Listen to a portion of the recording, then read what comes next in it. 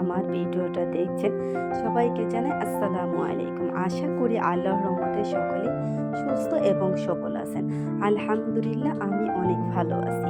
আজকের ভিডিওটা সকাল থেকে শুরু করলাম, কি কি কাজ করলাম সেগুলো নিয়ে শুরু করলাম। প্রথমে আমি মিষ্টি মিষ্টি পিঠা নিয়ে আজকে ভিডিওটা শুরু করব। সকালে উঠে আমি পাটিসাপলা পিঠা বানিয়ে এলাম। এটা জানি না অন্য অন্য এই অঞ্চলে এটাকে কি নামে বলে, আমাদের এখানে এটা পাটিসাপলা পিঠা নামে চিনি অনেকে, মানে চিনি। এবং এখানে আমরা যেভাবে ওই যে মুগশলা পিঠার পুরটা করি না, দুধ দিয়ে আর অল্প সুজি দিয়ে, মানে দুধ অনেক ঘন করে ওটার ভিতরে সুজি দিয়ে একটা মানে ইসের মতো, মানে ক্রিমের মতো, মানে সেটাকে দিয়ে এটা আমরা পাটিসাপলা। তারপরে এখানে একটু খেজুরের গুড় দিয়ে, মানে এটা চালের গোলাটা একটু গড়িয়ে কালার করছি, এই কারণে ওখানে মানে একটু হালকা হালকা মানে মিঠাই দিয়ে একটু কালারটা খুব সুন্দর আসে অবশেষে। আর আমার ভিডিওটা মানে এখানে সুন্দর হয়ে ওঠে না, কারণ আমার এক হাতে হলো মোবাইল আর এক হাতে আমি পিঠাগুলো বানাইতেছি। এই কারণে কি আমার ভিডিওটা অনেকে দেখবেন কাঁপতেছে, আবার অনেক সময় দেখা যাইতেছে না। প্লিজ এটা ক্ষমা দৃষ্টিকে দেখবেন, মানে এটাকে কেউ এড়িয়ে যাবেন না, এটার জন্য আমি অনেক দুঃখিত। যেহেতু আমি ভালোভাবে ক্যামেরাটা ধরতে পারিনি, যেহেতু আমি এক হাতে ক্যামেরা আর এক হাতে মানে এই গোলাটা কিন্তু আমি গোল করতে পারতেছি না। আর এখানে আমি অনেকগুলো পিঠা বানিয়েছি, সবগুলো পিঠা আমি এখানে দেখাইতে পারি না, কারণ ভাবি কি সাথে সাথে বক্সের ভিতরে পিঠাগুলো বইরে ফেলাইছি, যেহেতু এখানে পিঠাগুলো থাকলে কি এই হয়ে যাবে, মানে পিঠাগুলো শক্ত হয়ে যাবে। আর বক্সের ভিতরে গরম গরম অবস্থা করে পিঠাগুলো কি নরম থাকবে, এই কারণে পিঠাগুলো কি সবগুলো আমি নিতে পারিনি। যেটু অল্প একটু সামনে ছিল ওটাকে আমি একটু হয়েছে আপনাকে দেখাইছে, অনেকে দেখতে পারবে।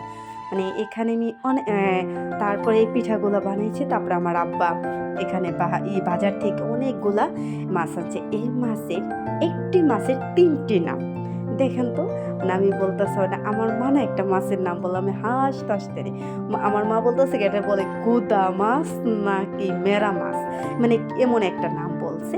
তখন আমরা জানি এটা মেনি মাছ, অনেকে জানে এটা রয়না মাছ। আর আমার মার কাছ থেকে এই নামটা, তাই একটা মাছের তিনটা নাম, এই নিয়ে আমরা অনেক হাসাহাসি করতেছে। আমার মাছটা ভাগ্যটা অনেক ভালো, এই মাছটা তিন নামে চিনি। তারপরে অবশেষে মা মাছ কুটলো, আমিও মার সাথে সাহায্য করছি, মাছ কুটি দিলাম। অনেকগুলা মাছ তো, তারপরে মাছগুলা কুটা দেওয়ার পরে মা ওগুলা ধুতে, তারপর আমার আব্বার জন্য আবার নতুন মোবাইল আসছে আমাদের বাসায়, খালি নতুন নতুন মোবাইল আমার বাঁচতে আবার ওটা করতেছি, চালু করতেছি, মানে এক মোবাইল থেকে ছিনে ওটা আমি আবার ওটার একটু ভিডিও নিলাম। আমাকে তোমার নতুন মোবাইলটা প্রথমেই করতেছো, তাহলে আমি একটু ভিডিও নিই, একই দুষ্টামি করতেছে আর ভিডিও নিতেছি, আর ওইসব বলতেছে ফুপি এরকম এরকম। তারপর আমি কি করলাম, আমাদের গাছের মানে বটবুটি, অনেকে এটা ছই নামেও চিনি, আমরা এটাকে বটবুটি বলি। মানে এত ছোট গাছ, মানে অনেকে বল না চিকন মরিচ ঝাল বেশি, কিন্তু গাছটা অনেক ছোট কিন্তু অনেক বটবুটি ধরে। আমার মা বলতেছে যে আমি মানে দুই দিন অথবা 3 দিন পর পর অনেকগুলো করে বটবুটি ছিঁড়ি, এরকম বলতেছে। আমাকে তাহলে তো ভালো, তোমরা কেমিক্যাল ছাড়া সব কিছু খেতে পারো। তারপরে আমি চিমু, মানে আর এই চিমগুলো এত মজা খাইতে, এরকম না। আর অনেক সময় কি আমরা যে ঢাকাতে থাকে যখন কিনে, অনেকগুলো না শীত হয়, আবার তিতো লাগে, এক সময় একটা লাগে, কিন্তু এই সিমগুলো না অনেক মজা। আমাদের এই জাংলাটা, আমি পুরো জাংলাটা আপনাদের দেখাইছি।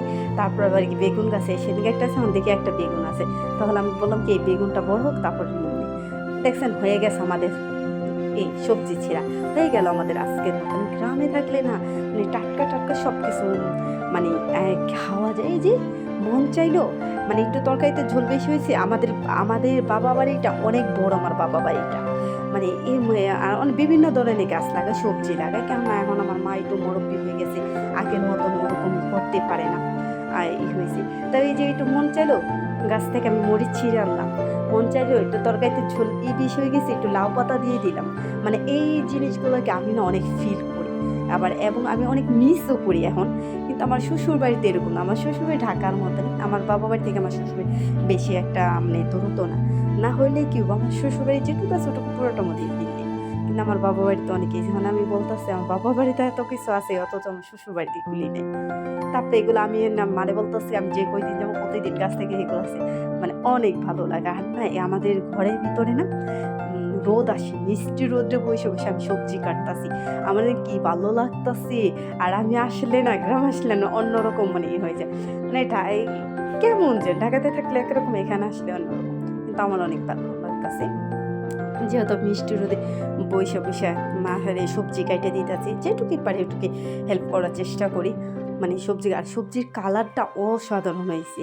অনেকে বলতাছে, আমার মেয়ে বলতাছে, "আম্মু দেখছো সবজিটা কাটাটা কি সুন্দর হইছে?" আমি কি একে প্রকৃতি মানে আমি গাছ থেকে যেরকম ভাবি সবজির মানে যে কালারটা ওই কালারটা উঠছে। আমার মোবাইলে সচরাচর এত সুন্দর ওঠে না। অনেক সময় কি আমি একটা জিনিস এত সুন্দর করে করি কিন্তু না ওটার ভিতর না ঘোলা, ঘোলা হয়। তারপরে মা সব মাছগুলি আমাকে ধুয়ে এনে দিলে মানে আমার বলতেছে কি একটু কাইচা দাও। মানে ২ সাইড একটু কাইচা দাও তাহলে লবণটা ভিজবো। কিন্তু মাছ অনেকগুলা মাছগুলা এই কারণে আমি প্রত্যেকটা মাছ কাইটা দিলাম। কাইটা সুন্দর করে ওগুলার করতাছি। হ্যাঁ, আমি আবার বললাম কি তাহলে অল্প, অল্প করে কারণ আমার মা আর আমার আব্বা বাসায় আর কেউ নেই আমাদের বাসায়। তাহলে আমি আবার কি করি গইনা, গইনা ৮ পিস, ৮ পিস করে দিয়ে দিছি। তাদের ৮ পিসই অনেক। তারপর রেইখে দিছি ৮ পিস কইরা। এভাবে বলতাছে কি ছোট, ছোট করে ৮ পিস করে প্যাক করো। তারপরে আমি প্যাক করে দিলাম। আর সেই করে এগুলো আমি ভইরা রাখতাছি। কারণ ছোট দিন তো মা একা, একা কইরা সারতে পারে না। আর দেখেন গ্রামে মাসে থালাবাটি এগুলো সব ধুয়ে কিন্তু এই যে সিঁড়ির মানে করে। অনেকে সিঁড়িতে দেয়, অনেকে অনেক জায়গায় দেয়। মানে ধুয়ে এইগুলা দেয়। আমার না এইগুলা অনেক ভাল লাগে। আর এই যে আমার মা রান্না করতেছে। কিন্তু আমাদের রান্নাঘরটা দেখেই করবে না। কারণ আমার মা মুরুব্বি, এত কিছু পারে না। ৫ ওয়াক্ত নামাজ পড়ে সবকিছু এত পরিষ্কারভাবে রাখতে গেলে অনেক সময় দরকার। কারণ আমার হেল্প করার মতন ওরকম কেউই নাই। হ্যাঁ, হইছে। আর আমার যেহেতু আমাদের বাসাটা অনেক বড়, মানে উঠানটা আমাদের এখান থেকে যাইতে গেলে আমাদের রান্নাঘরটা অনেক দূরে। তো এটা কেউ কিছু মনে করে না। আর এখানে তো সবসময় ওই ইটা রান্না করে এরকম। এই হয়েছে তারপরে আমি আবার মা কি যেন করতে গেল। তারপর আমি সবজিটা করতাছি, নাড়তাছি। নেড়ে তারপরে আরেকটা হাঁড়িতে পানি বসাই দিল। তারপরে মেয়ে ওই যে গোসল করলো গরম পানি দিয়ে। আর এখান তো গ্রামে তো অনেক ঠান্ডা, বাইরে ঠান্ডা কারে কয়। কিন্তু শহরে তো এই তুলনায় কিছুই নেই। মানে আমি মনে করি ১ দিন পর, পর গোসল করি এইরকম। তারপরে আমার মেয়ে দোলনা খাইলো। আম্মু আমার একটু ভিডিও নেয়, আমি নিলাম নাও। এসে ওই দোলনা খাওয়ার পরে এসে আবার ভাবি শুটকি রোদ দিছে না, আমি শুটকি দেখাইতেছি। আমি কই দেখছেন? এরকম ভাবি শুটকি রোদ, শুটকিগুলো খুব সুন্দর হয়েছে। তারপরে অবশেষে এসে কি আমি আবার করলাম, গাছে বেল। আমি বলতেছি কি তাহলে বেল মাখা। আমি তেমন একটা বেল ওরকম খাই না।